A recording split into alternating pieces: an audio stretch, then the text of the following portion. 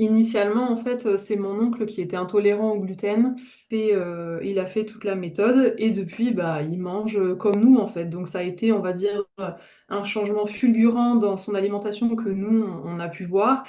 Bah, j'étais en confiance parce que je savais que ça avait marché sur mon oncle, mais c'est vrai que ça pouvait paraître un peu particulier parce qu'il y a toute une histoire d'acupuncture, de kinesthésie aussi ou kinésiologie, je sais plus. Mhm. Et ça paraît étrange et on se dit, mais je comprends pas comment en tenant une fiole dans ma main, ça va fonctionner.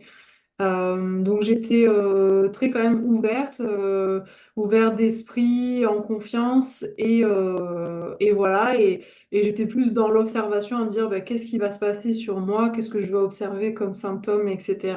et comme signes.